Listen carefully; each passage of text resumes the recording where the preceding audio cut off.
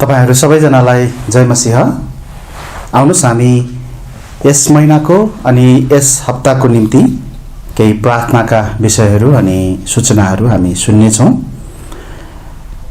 हामीले तपाईहरुलाई यस डिसेम्बर महिनाको निम्ति प्रार्थनाका सूचीहरू तपाई यस मण्डलीका सदस्यहरूलाई पठाएका छौं। कृपया तपाईहरुले त्यहाँ त्यस सूचीमा रहेका प्रार्थनाका विषयहरूलाई आफ्नो व्यक्तिगत र पारिवारिक प्रार्थनाहरूमा सम्झना गरिदिनु हुन म तपाईहरुसँग अनुरोध गर्दछु। र तपाईहरुको यदि कुनै प्रार्थना अनुरोधहरू छन् भने कृपया तपाईहरुले हामीलाई पठाउनु होला। हामी प्रार्थनाको सूचीमा त्यसलाई समावेश गर्नेछौं। हामी अहिलेको समयको निम्ति प्रार्थना गरौं। मण्डलीका सबै सदस्यहरूको स्वास्थ्यको निम्ति तथा खाँचोहरूको निम्ति र हामी प्रार्थना गरौं जो शरीरमा कमजोर दुर्बल हुनुहुन्छ, बिरामी पर्नु भएको छ, उहाँहरूको निम्ति पनि हामी प्रार्थनामा सम्झना गरौं।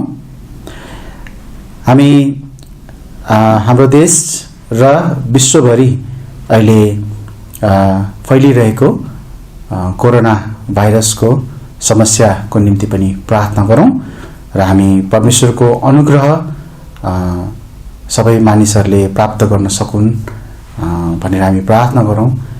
र जे जस्तो यो उपचारको तरिकाहरू अहिले विकास हुँदैछ त्यसको निम्ति पनि हामी प्रार्थना गरौं। हामी स्थानीय मण्डलीहरू र बाइबलीय मण्डलीहरू उहाँहरूको वर्तमान समयमा जुन सेवाहरू छ, जुन तरिकाबाट गरिरहनु भएको छ, हामी उहाँहरूको निम्ति पनि प्रार्थना गरौं।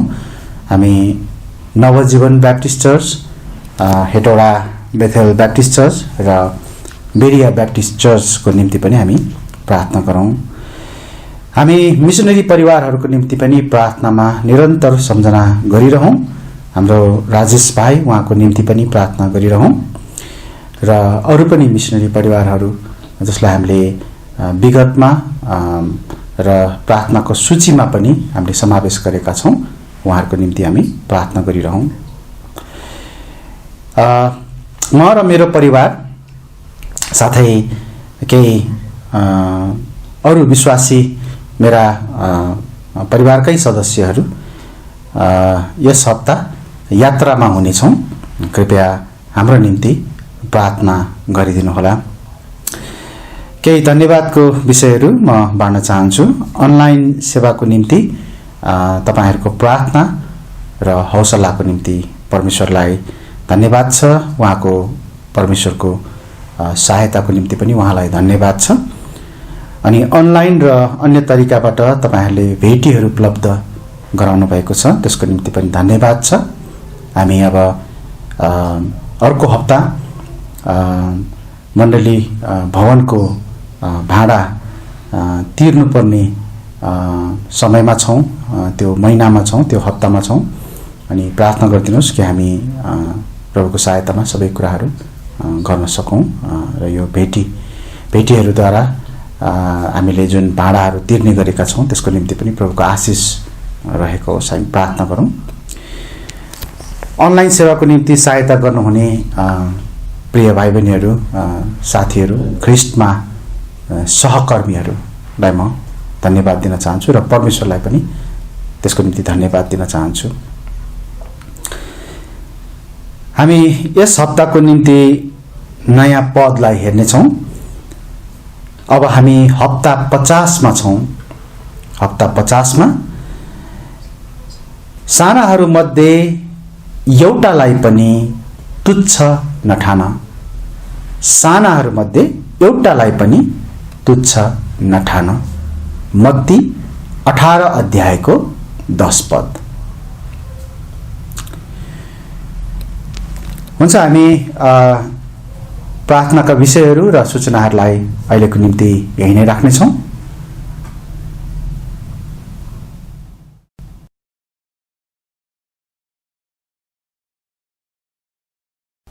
आउनुस् हामी वचनको भागमा अगाडि बढ्नेछौं। हामीले गएको हप्तादेखि प्रभु येशू ख्रीष्टको सम्बन्धमा उहाँको बारेमा गरिएका भविष्यवाणीहरू अनि त्यसपछि उहाँको बारेमा पुरानो नियममा हामीले देख्न सक्ने त्यस्ता ठाउँहरू, त्यस्ता कुराहरूलाई हामी हेर्दै अगाडि बढ्दैछौँ र हामी उहाँको देहधारणको सम्बन्धमा पनि हामी अर्को हप्ता हेर्नेछौँ। यो 3वटा भाग जसलाई चाहिँ हामी कसरी पक्का हुन सक्छौँ भन्ने प्रश्न गरिकन हामीले यो विषयलाई हामी हेर्न अगाडि बढ्दैछौँ।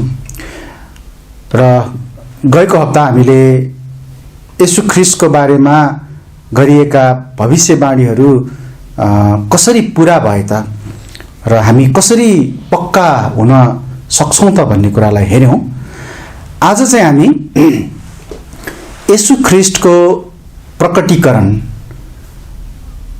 अर्थात् येशू ख्रीष्ट पुरानो नियममा प्रकट हुनुभएको विषयमा हामी हेर्न जाँदैछौँ र हामी त्यो विषयमा कसरी पक्का हुन सक्छौँ। आज हाम्रो प्रश्न यही हुनेछ र हामी यस विषयमा अगाडि अब बढ्नेछौँ। सबभन्दा पहिला हामी एउटा पदलाई हामी पढ्नेछौँ। तपाईहरू मसँग पहिलो तिमोथी 3 अध्यायको 16 पद एकचोटि हेर्नुहोला।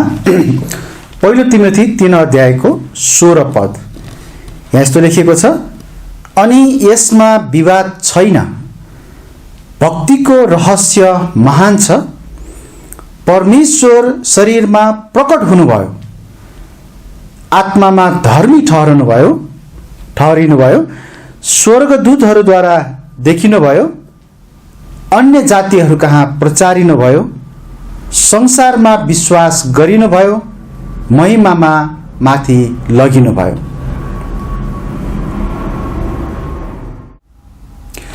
यस पदमा यहाँ एक ठाउँमा भनिएको छ, परमेश्वर शरीरमा प्रकट हुनुभयो। यो कुरालाई ध्यानमा राख्नुहोला। हामी प्रार्थना गरौँ अनि त्यसपछि हामी यस विषयमा अगाडि बढ्नेछौँ। म प्रार्थना गर्छु। प्रभु धन्यवाद छ तपाईको जीवित वचनलाई आज पनि हामीले खोल्ने र यसबाट अध्ययन गर्ने, सिक्ने यो अवसर हामीले पाएका छौँ। तपाईँ प्रभु येशू परमेश्वर हुनुहुन्छ। तपाईको अस्तित्व सधैँ नै थियो र छ अनि रहिरहनेछ पनि। तर तपाईको देहधारणभन्दा अगाडिको अस्तित्वको सम्बन्धमा धेरै मानिसहरू विश्वास गर्दैनन् अनि स्वीकार गर्दैनन्, कति अलमल छन्। तर हामी तपाईको वचनलाई राम्ररी अध्ययन गर्छौँ भने हामी यी कुराहरूमा प्रष्ट हुन सक्छौँ। तर कसरी त? त्यस्ता ठाउँहरूमा हामी आज जानेछौँ जहाँ हामी तपाईँ प्रभु येशू नै देहधारणभन्दा अगाडि पनि परमेश्वरको रूपमा हुनुहुन्थ्यो भन्ने कुरालाई हामी हेर्नेछौँ। प्रभु हामीलाई तपाईको सहायताको खाँचो छ। हामी आफै केही ज्ञान र बुद्धि लिएर आफ्नै तर्फबाट हामी केही पनि गर्न सक्दैनौँ, केही पनि बुझ्न सक्दैनौँ। तर तपाईँ परमेश्वरको सहायतामा तपाईँले दिनुभएको ज्ञान बुद्धि र तपाईँको वचन जो जीवित वचन, सत्य वचन छ, त्यसद्वारा हामी यी सत्यताहरूलाई बुझ्न सक्छौँ। हामीलाई प्रभु आज यस विषयमा, यस अध्ययनमा तपाईँ प्रभुको आशिष रहेको होस् हामी प्रार्थना गर्दछौँ। मलाई अनि रुबेन भाइलाई, हामी दुवैलाई तपाईँ प्रभुको सहायता मिलेको होस्। हेर्नुहुने, सुन्नुहुने सबैलाई पनि तपाईँ आशिष दिनुहोस्। आशिष माग्छौँ प्रभु येशूको नाउँमा, आमेन। केही अरू पदहरू पढेर हामी अगाडि बढौँ। म यूहन्ना 1 अध्यायको 18 पदलाई पढ्नेछु। यूहन्ना 1 अध्यायको 18 पद। यहाँ यस्तो लेखिएको छ, यूहन्ना 1 अध्यायको 18 पदमा, परमेश्वरलाई कुनै मानिसले कहिल्यै देखेको छैन। जन्माइएका एउटै पुत्रले मात्र जो पिताको छातीमा हुनुहुन्छ, उहाँले नै पिताको विषयमा बताउनु भएको छ। यो पद अनुसार हामी यहाँ के बुझ्छौं भन्दाखेरि परमेश्वरलाई कुनै मानिसले कहिले पनि देखेको छैन। याद राखौं यो कुरालाई। यसैगरी यूहन्नामै हामी एकचोटि हेरौं 6 अध्यायको 46 पदमा। यूहन्ना 6 अध्यायको 46 पद। यहाँ यस्तो लेखेको छ, कुनै मानिसले पितालाई देखेको छैन, उसले मात्र जो चाहिँ परमेश्वरबाटकै हुन् उसले पितालाई देखेका छन्। यहाँ पनि हामी पढ्न पाउँछौं, कुनै मानिसले पितालाई देखेको छैन।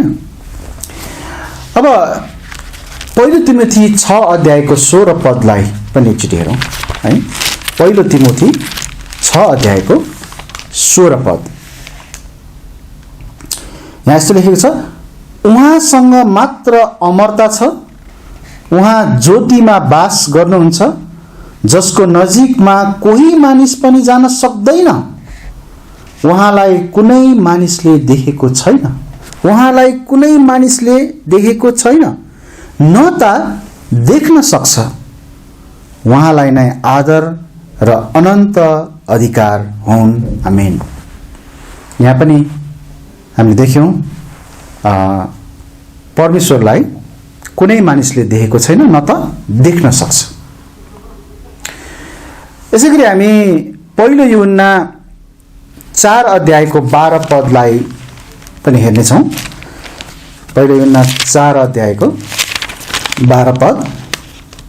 यहाँ यस्तो लेखिएको छ, परमेश्वरलाई कसैले कहिल्यै देखेको छैन।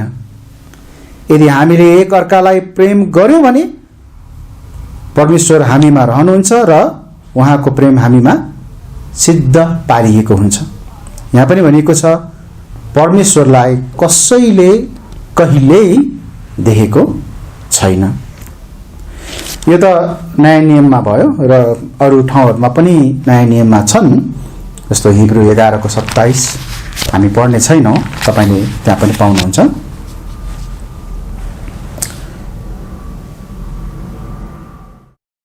अब हामी एकचोटि पुरानो करारमा पनि हेरौं न।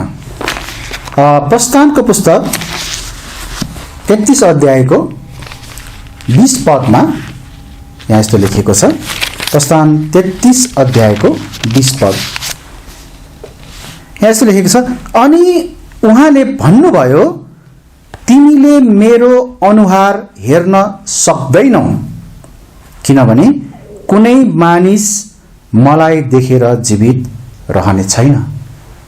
किनभने कुनै मानिस मलाई देखेर जीवित रहने छैन। यहाँ हामीले 5 वटा खण्डहरूलाई पढ्यौं र यी प्रत्येक खण्डहरूबाट उस्तै एउटा कुरा चाहिँ हामीले के हेर्यौं भन्दा परमेश्वरलाई कुनै मानिसले कहिल्यै देखेको छैन र देख्न पनि सक्दैन है। आज हामी येशू ख्रीष्टको प्रकटीकरणको बारेमा हेर्न जाँदै छौं।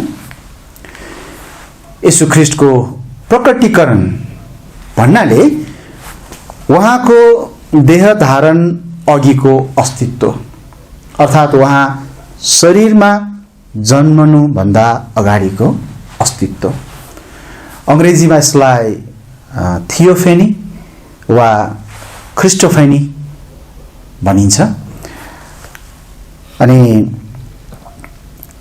थियोफेनी शब्द, यो शब्द ग्रीक शब्दहरू थियोस नेपालीमा जसलाई परमेश्वर भनिन्छ र इपिफानिया नेपालीमा जसलाई चाहिँ प्रकटीकरण भनेर भनिन्छ। यी दुई शब्दको संयोजनबाट बनेको हो।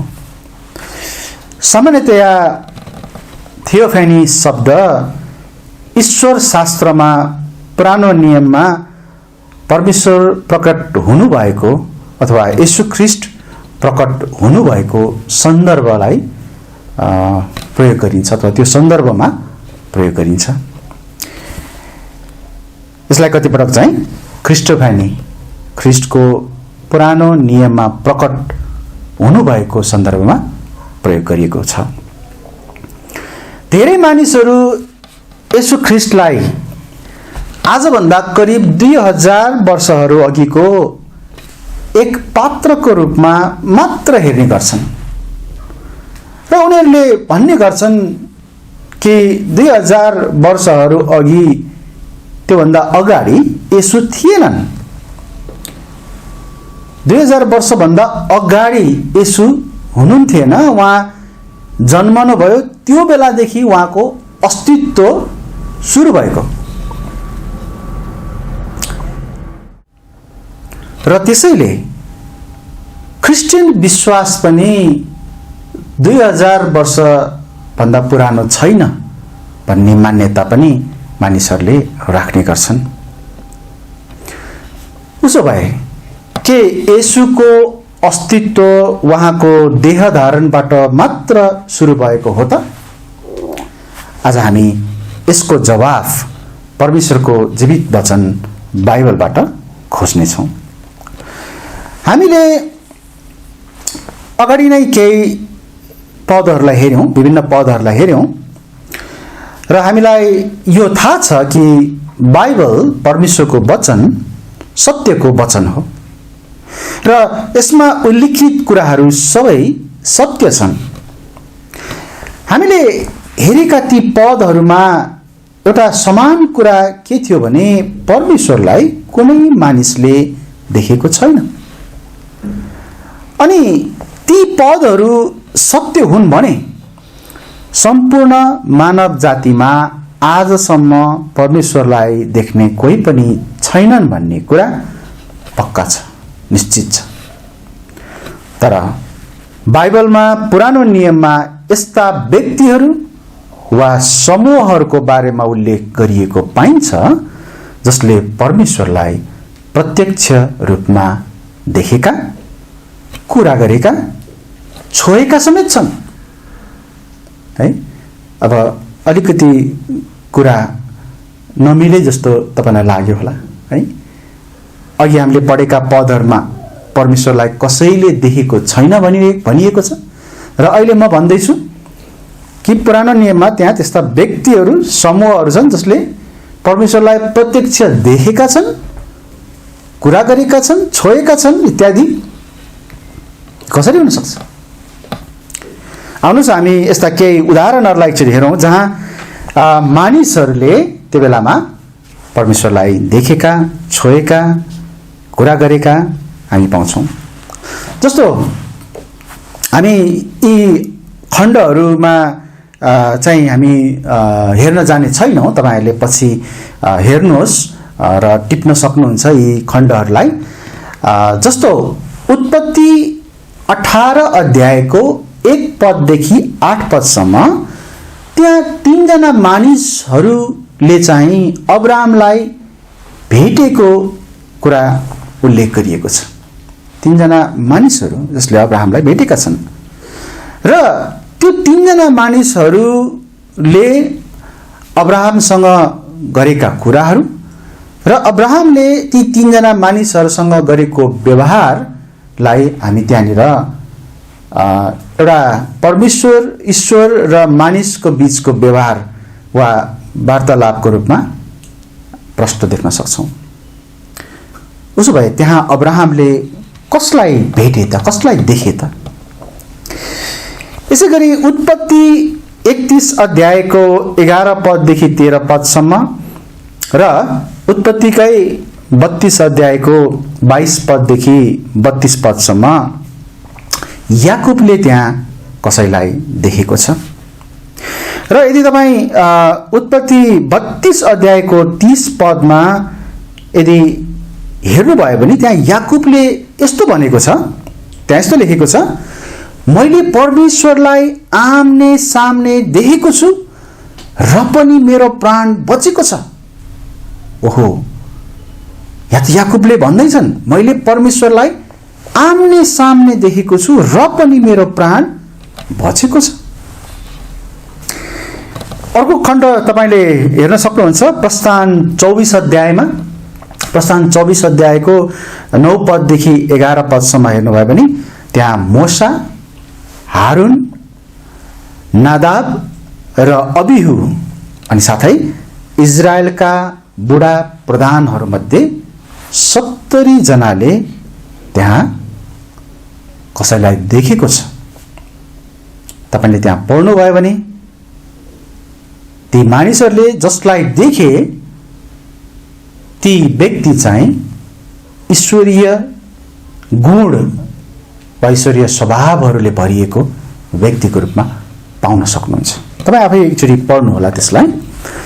यसै गरी प्रस्थान 3 अध्यायको 1 पददेखि 11 पदसम्म हेर्नुभयो भने मोसाले होरेब पर्वतमा त्यहाँ कसैलाई देखेको छ र जसलाई उनले देखेको छ ती व्यक्ति पनि ईश्वरीय स्वभाव र चरित्र बोकेको व्यक्ति पनि तपाईले त्यहाँ पाउन सक्नुहुन्छ। यसै गरी यहोशू 5 अध्यायको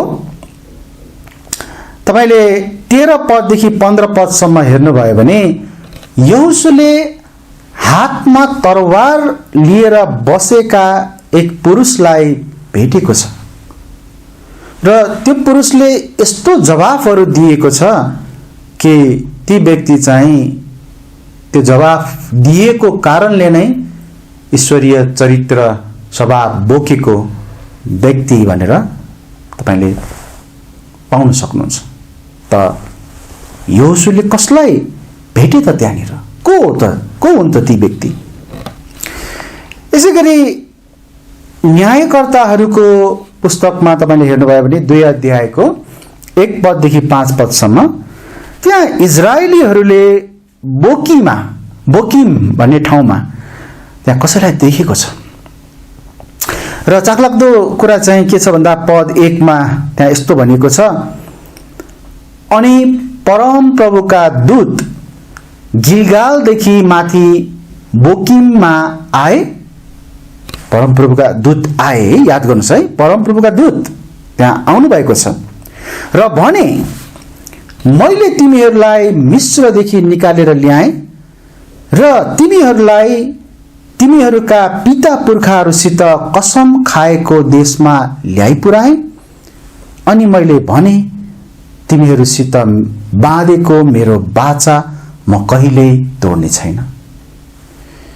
यहाँ परम प्रभुको दूत त्यहाँ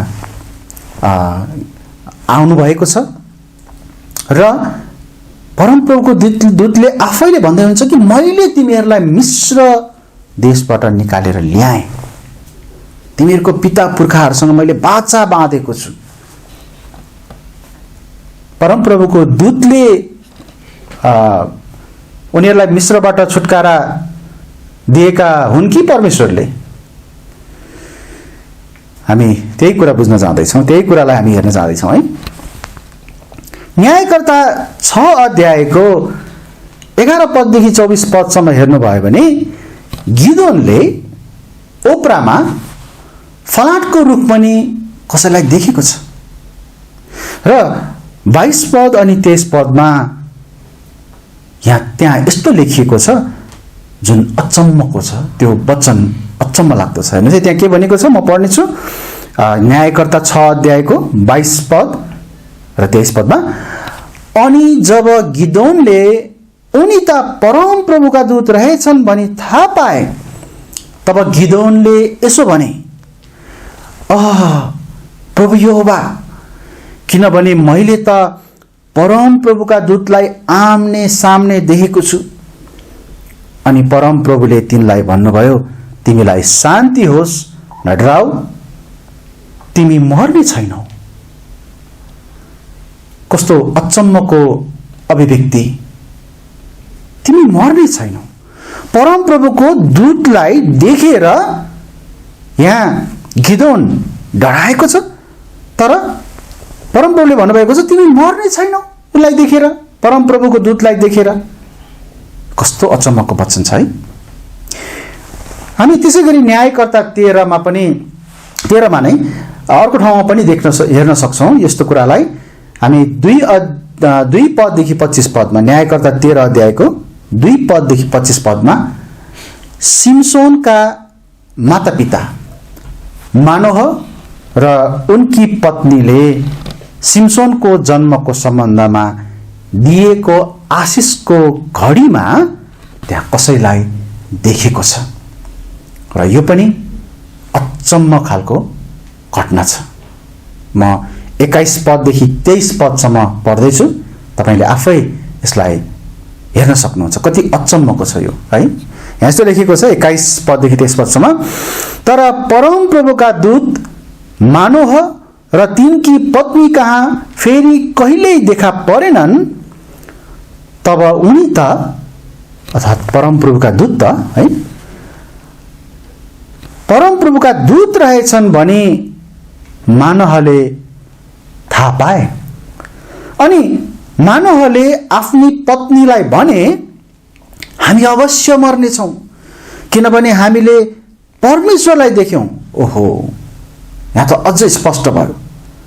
हामीले परमप्रभुको दूतलाई देख्यौँ, अर्थात् हामीले त परमेश्वरलाई देख्यौँ उनीहरूले यहाँ भन्दैछन्। तर तिनकी पत्नीले तिनलाई भनिन्, परमप्रभुले हामीलाई मार्न चाहनु भएको भए उहाँले हाम्रा हातबाट त्यो होमबलि र त्यो अन्नबलि ग्रहण गर्नुहुने नै थिएन। न त हामीलाई यी सब कुराहरू देखाउनु हुने थियो, न त अहिले यी जस्ता कुराहरू नै हामीलाई सुनाउनु हुने थियो। अलिकति स्पष्ट यो घटनाले देखाएको छ कि परमप्रभुको दूत चाहिँ वास्तवमा परमेश्वर नै हुनुहुँदो रहेछ है। तपाईले उत्पत्ति 5 अध्यायको 22 पदमा 24 पदमा हनोकलाई पाउन सक्नुहुन्छ, जो परमेश्वरको साथमा हिँड्थे भनेको छ। परमेश्वरलाई त कसैले देख्न सक्दैन, त कसरी साथमा हिँड्थे त? हामीले दानियल 3 अध्यायमा हेर्छौँ भने त्यहाँनिर नबुकदनेस्सर राजा शद्रक, मेशक र अबेदनेगोले दन्किरहेको आगोको भट्टीभित्र कसैलाई देखेको छ है। र नबुकदनेस्सर राजाले त त्यहाँनिर परमेश्वरको पुत्र भनेर नै त्यहाँनिर सम्बोधन गरेको छ। यसैया 6 अध्यायमा यसैयाले कसैलाई देखेको छ र उनले त्यहाँ देखेको जसलाई देख्यो, जुन व्यक्तिलाई उनले देख्यो, त्यो देखिसकेपछि उनले यस्तो अभिव्यक्ति दिएको छ कि त्यो चाहिँ हामीले पढ्यौँ भने हामी आफै छक्क पर्न सक्छौँ। जस्तो 5 पदमा, यसैया 6 अध्यायको 5 पदमा त्यहाँ उनले के भनेका छन् भन्दाखेरि, हाय मलाई, म नाश भएँ, मेरा आँखाहरूले राजालाई परमप्रभुलाई देखेँ। यहाँ त्यस्तो भनेको छ। यस्ता अरू पनि घटनाहरू पुरानो नियममा उल्लेख गरिएका छन्। अरू पनि थुप्रै त्यस्ता कुराहरू उल्लेख गरिएका छन्। हामीले भर्खर हेरेका यी खण्डहरूमा ती मानिसहरूले उसो भए कसलाई देखे त? हामीले दुईटा कुरा हेरेका थियौँ हैन त। पहिलो केही पदहरू हेर्दाखेरि हामीले परमेश्वरलाई कुनै मानिसले देखेको छैन, देख्न पनि सक्दैन भन्ने कुरालाई हेर्यौँ भने, दोस्रो पटक चाहिँ हामीले त्यहाँ केही त्यस्ता खण्डहरू हेर्यौँ जहाँ मानिसहरूले परमेश्वरलाई देखेको कुरा उल्लेख गरिएको छ है। र उनीहरूले अचम्मको अभिव्यक्तिहरू पनि त्यहाँ दिएको छ। जबकि ती हरेक मानिसहरूले कुनै स्वर्गदूत वा प्रधान स्वर्गदूतहरूलाई भन्दा बेग्लै तर परमेश्वरलाई नै दिने आदर, भक्ति र व्यवहार गरेका छन्। अझ भन्नुपर्दा परमेश्वरलाई बाहेक अन्य कसैलाई गर्न नसकिने र गर्न नमिल्ने व्यवहार उनीहरूले गरेका छन्। साथै ती प्रकट भएका व्यक्तिले, कुनै ठाउँमा परमप्रभुको दूत भनिएको छ, धेरै ठाउँमा चाहिँ हैन, ती व्यक्तिले व्यक्त गरेका शब्दहरू र गरेका व्यवहारहरू एक परमेश्वरले बाहेक कसैले गर्न नसक्ने र गर्ने अधिकार पनि नरहेको स्पष्ट देखिन्छ। जस्तो ती खण्डहरूलाई पढ्दा, हामीले भर्खर अगाडि हेरेका खण्डहरूलाई पढ्दा हामी निम्न सत्यताहरूलाई त्यहाँ देख्न सक्छौँ, त्यहाँबाट जान्न सक्छौँ। जस्तो यस व्यक्तिलाई त्रिएकको तेस्रो व्यक्तित्वको रूपमा परिचित तुल्याइएको छ। त्यहाँ 3 जना देखिन्छ है, कुनै कुनै ठाउँमा, सबै ठाउँमा होइन। अनि ती 3 परमेश्वरका, त्रिएक परमेश्वरका 3 व्यक्तित्वहरूमध्ये एक त्यहाँ हामी देख्न सक्छौँ। अर्को कुरा, ती व्यक्ति परमेश्वर जस्तै जानिएको छ, परमेश्वर जस्तै प्रकारले त्यहाँ जनाइएको छ। अनि अर्को कुरा, ती व्यक्तिमा ईश्वरत्वमा हुने सारा गुणहरू छन्। तपाईले अघि हेरेका खण्डहरूलाई आफै पनि एकचोटि हेर्नु भए पनि यस व्यक्तिमा त ईश्वरत्वमा हुने सारा गुणहरू त्यहाँ प्राप्त छ, उनमा छ। अर्को कुरा, यस घटनाहरूलाई जुन हामीले पढ्यौं, सामना गरेका मानिसहरूले जुन प्रतिक्रियाहरू दिएका छन् त्यो कुनै सामान्य थिएन, त्यो सामान्य छैनन् है। यहाँसम्म कि उनीहरूले त हामी त अब मर्छौँ होला समेत भनेका छन्, हामीले परमेश्वरलाई नै देख्यौँ भनेर भनेका छन्। र अर्को कुरा, यी व्यक्तिले ईश्वरीय उपासना पनि पाएका छन्। याद गर्नुस्, परमेश्वरको वचन बाइबल यो कुरामा स्पष्ट छ कि मानिसले कसैलाई उपासना गर्न सक्छ भने त्यो केवल परमेश्वर मात्र हुनुहुन्छ। हामी कसैको अरूको उपासना गर्न सक्दैनौँ। हामी आफ्नो आमा बाबुको उपासना गर्न सक्दैनौँ। हामी आफ्नो संसारको शिक्षक, हामीलाई सिकाउनेहरूलाई हामी उपासना दिन सक्दैनौँ। हामी यो संसारका ठुला पदका मानिसहरूको उपासना गर्न सक्दैनौँ। हामी संसारका सृष्टिका कुराहरूलाई, कुनै थोक वस्तुलाई उपासना गर्न सक्दैनौँ। हामी कसैको पनि उपासना गर्न सक्दैनौँ। केवल बाइबलले हामीलाई परमेश्वरको मात्र उपासना गर्न भनिएको छ। तर यहाँ यस व्यक्तिको पनि उपासना गरिएको छ, ईश्वरीय उपासना भएको छ। पुरानो नियममा येशू ख्रीष्ट परमेश्वरका दूत भएर देखा पर्नु भएको हो। वास्तवमा यही नै हामी प्रष्टसँग बुझ्न सक्छौँ। दूत भनेको हेर्नुस्, सन्देशवाहक र रक्षक हुन्। अनि पुरानो नियममा परमेश्वर दूतको रूपमा सन्देशवाहक र इजरायलको रक्षक भएर आउनुभयो। जसरी नयाँ नियममा येशू ख्रीष्टको रूपमा परमेश्वर चाहिँ उस्तै उद्देश्य बोकेर, अर्थात् मुक्तिको सन्देश र मानिस जातिको रक्षाको निम्ति आउनुभयो। याद राख्नुहोस्, येशू ख्रीष्टको देहधारण पछि बाइबलमा उहाँ अर्थात् येशू ख्रीष्ट वा परमेश्वरको दूत जो पुरानो नियममा येशू ख्रीष्ट हुनुहुन्छ, उहाँ कहिले पनि परमेश्वरका दूतका रूपमा देखा पर्नु भएन। ध्यान दिनुहोस् है, येशू ख्रीष्टको देहधारण पछि बाइबलमा उहाँ कहिले पनि परमेश्वरका दूतका रूपमा देखा पर्नु भएन। किनभने येशू ख्रीष्टको जन्म अघि उहाँलाई परमेश्वरका दूत भनेर चिनिन्थ्यो भने उहाँको जन्मपछि येशू ख्रीष्ट भनेर चिनिनुभयो। उसो तपाईले प्रश्न सोध्नु होला, मत्ती 28 मा चिहान बाहिर देखिएको प्रभुको दूत को हुन् त? अथवा प्रेरितको पुस्तकमा त्यहाँ पावल लगायतका चेलाहरूलाई त्यहाँ झ्यालखानाबाट छुटकारा दिने अथवा अरू प्रकारको सहायताहरू त्यहाँ अरू ठाउँमा पनि छन्, त्यहाँ पनि प्रभुको दूत भनिएको छ। ती चाहिँ को हुन् त?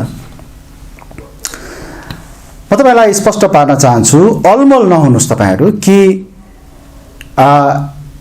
ती अरू दूतहरू चाहिँ येशू ख्रीष्ट नभएर ती चाहिँ स्वर्गदूतहरू थिए, जो मानिसहरूलाई सन्देश पुर्याउन र परमेश्वरबाट सहायता गर्न आएका थिए।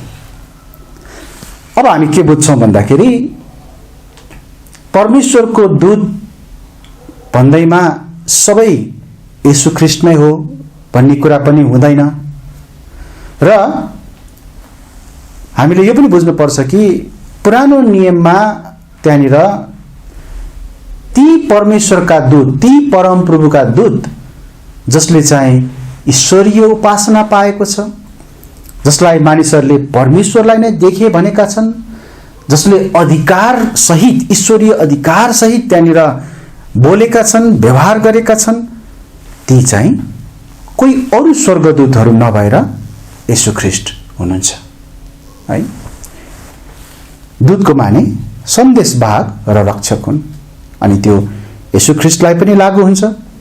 हिब्रूको पुस्तकमा उहाँलाई दूत पनि भनिएको छ, अनि अरू स्वर्गदूतहरूलाई पनि हामी परमेश्वरको दूत भनेर भन्न सक्छौं।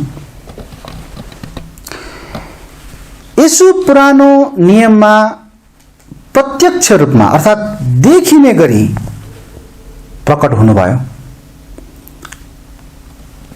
परमेश्वरको वास्तविक रूपलाई मानिसले देख्न सक्दैन थियो, त्यसैले उहाँ परमेश्वरको दूतको रूपमा देखिनुभयो। तर बेथलेहमबाट जन्म लिनु भएपछि, एउटा कन्या स्त्रीको कोखबाट जन्म लिइसक्नु भएपछि उहाँ शरीरमा नै देखिने गरी प्रकट हुनुभयो। परमेश्वर स्वयं शरीरमा मानिसमा प्रकट हुनुभयो। जसरी हामीले सुरुमै पहिलो तिमोथी 3:16 चाबी पदको रूपमा हेरेका थियौं, त्यहाँ भनिएको छ, अनि यसमा विवाद छैन, भक्तिको रहस्य महान छ, परमेश्वर शरीरमा प्रकट हुनुभयो। को शरीरमा प्रकट हुनुभयो? परमेश्वर शरीरमा प्रकट हुनुभयो है। यसैले येशू ख्रीष्टलाई मानिसहरूले देखे, उनीहरू मरेनन्, के पनि भएन उनीहरूलाई। जसरी पुरानो नियममा पनि येशू ख्रीष्ट जो परमेश्वरको दूतको रूपमा आउनुभएको थियो, जो परमेश्वर नै हुनुहुन्थ्यो, मानिसहरूले देखे तर उनीहरू मरेनन्। डाक्टर जन वाल्भोर्टले आफ्नो प्रख्यात पुस्तक येशू ख्रीष्ट हाम्रा प्रभु भन्ने पुस्तकमा पुरानो नियममा उहाँको अर्थात् येशू ख्रीष्टको प्रकटीकरणका सम्बन्धमा यस्तो भनाइ उहाँले राख्नुभयो। उहाँले यस्तो भन्नुभयो, यो आकलन गर्न सुरक्षित छ कि पुरानो नियममा परमेश्वरको शरीरमा देखिने हरेक प्रकटीकरणले येशू ख्रीष्टलाई नै परिचित तुल्याउँदछ। पुरानो नियममा परमेश्वरको शरीरमा देखिने हरेक प्रकटीकरण चाहिँ येशू ख्रीष्टलाई नै परिचित तुल्याउने खालको छ। वाल्भोर्टले त्यो भन्दै हुनुहुन्छ। नयाँ नियममा के पदहरूलाई एकचोटि ध्यान दिउँ न।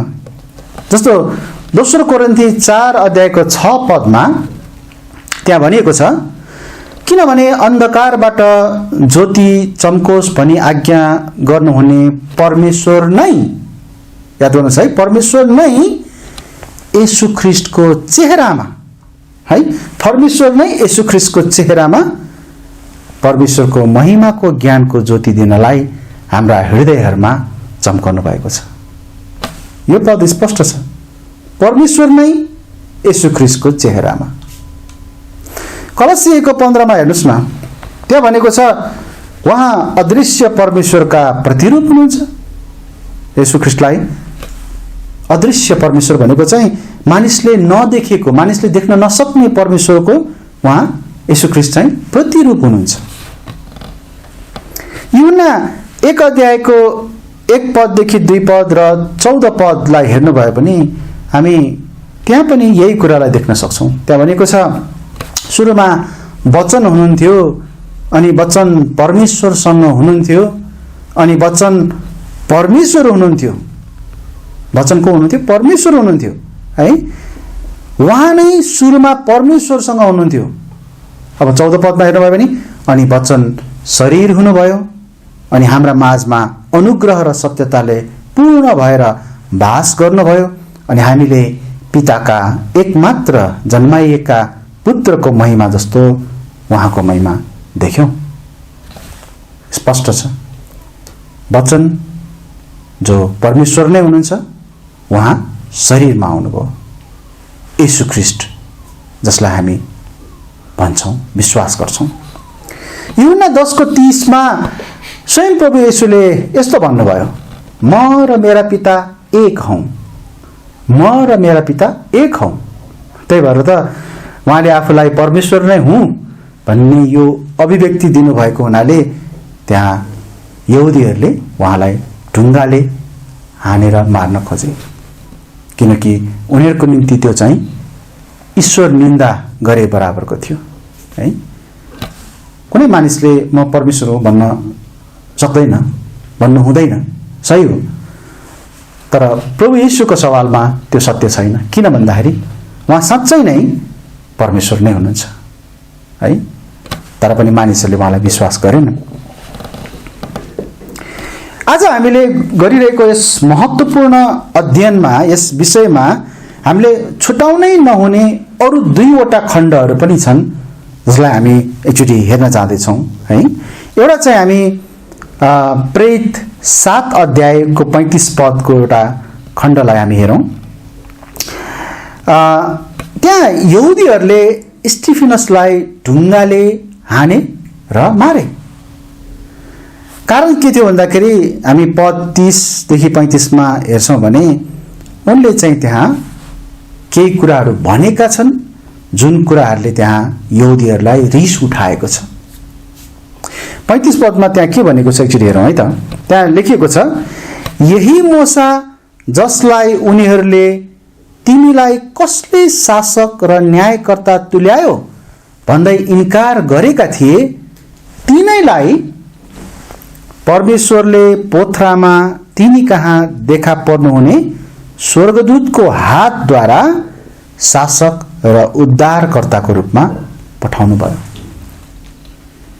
याद गर्नुहोस् है, यहाँ मूसा कहाँ देखा पर्नुहुने स्वर्गदूतमा परमेश्वर बराबरको अधिकार थियो, जुन अधिकारद्वारा मूसा शासक र उद्धारकर्ताको रूपमा पठाइयो। स्टिफेनसले यो जानेका थिए कि ती स्वर्गदूत चाहिँ कन्याद्वारा देहधारण गर्नु अघिका येशू ख्रीष्ट हुनुहुन्थ्यो र यही कुराको गवाहीका कारण यहुदीहरूले स्टिफेनसलाई ढुङ्गाले हाने र मारे। हेर्नुहोस् त, मृत्यु अघि उनले के भने, हे प्रभु येशू मेरो आत्मा लिनुहोस्।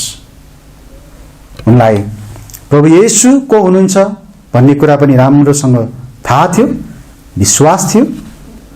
पुरानो नियमको त्यो पुरै खण्ड उनले व्याख्या गर्दाखेरि पनि त्यहाँ उनले येशू त्यहाँ हुनुहुन्थ्यो भन्ने कुरालाई उनले यहाँ बताइरहेका छन्। अर्को खण्ड, छुटाउनै नहुने खण्ड, यूहन्ना 8 अध्यायको हामी 56 पददेखि 58 पदसम्म हेर्न सक्छौँ र 59 पदसम्म हामी त्यहाँसम्म हेऱ्यौँ भने त्यहाँनिर त्योभन्दा अझ पुरै खण्ड नै पढ्नु भयो भने पनि तपाईले बुझ्न सक्नुहुन्छ कि येशूलाई चाहिँ यहुदीहरूले ढुङ्गाले हान्न खोजेका छन्।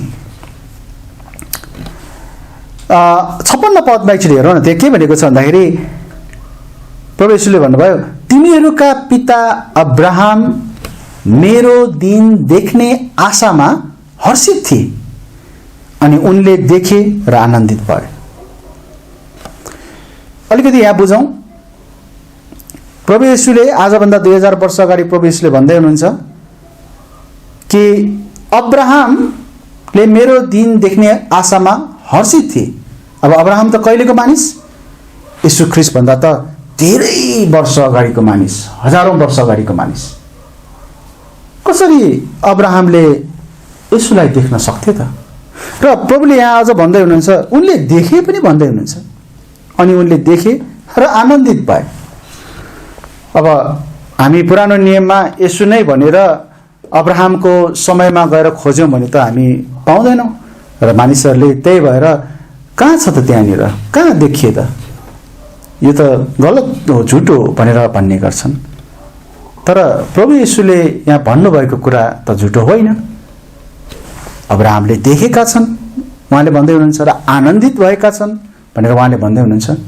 त कहिले त भन्दाखेरि हामीलाई थाहा छ, हामीले अघि पनि सुरुमा कुरा गरेका थियौँ, चर्चा गरेका थियौँ, उत्पत्ति 18 अध्यायमा त्यहाँ 3 जना मानिसहरू जसले अब्राहमलाई भेट्न आएका थिए, तिनीहरूमध्ये एक चाहिँ प्रभु येशू हुनुहुन्थ्यो।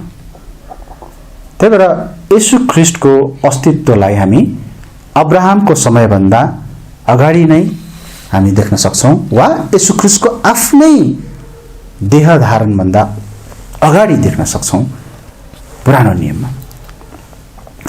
यहाँ यो यूहन्ना 8 अध्यायको यस खण्डमा येशूले आफ्नो अस्तित्व उहाँको कन्याद्वारा देह धारण हुनु अघि अब्राहमको समयमा नै थियो भन्ने कुरा यहाँ गर्दै हुनुहुन्छ, र यही कुरा उहाँले गरिरहनु हुँदाखेरि नै यहुदीहरूले उहाँलाई ढुङ्गाले हान्न खोजेका थिए।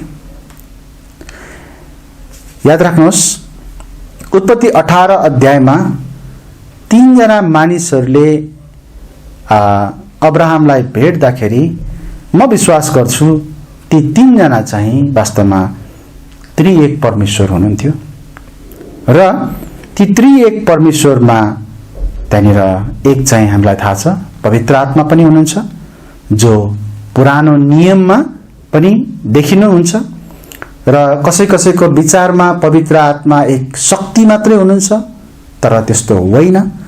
पवित्र आत्मा एक व्यक्ति नै हुनुहुन्छ है, र पवित्र आत्मा एक व्यक्ति हुनुहुन्छ भन्ने कुराको बाइबलमा धेरै प्रमाण पाउँछौँ। जस्तो उदाहरणको निम्ति पवित्र आत्मा दुखित बन्नुहुन्छ है, त्यो एउटा व्यक्तिमा हुने गुण हो है।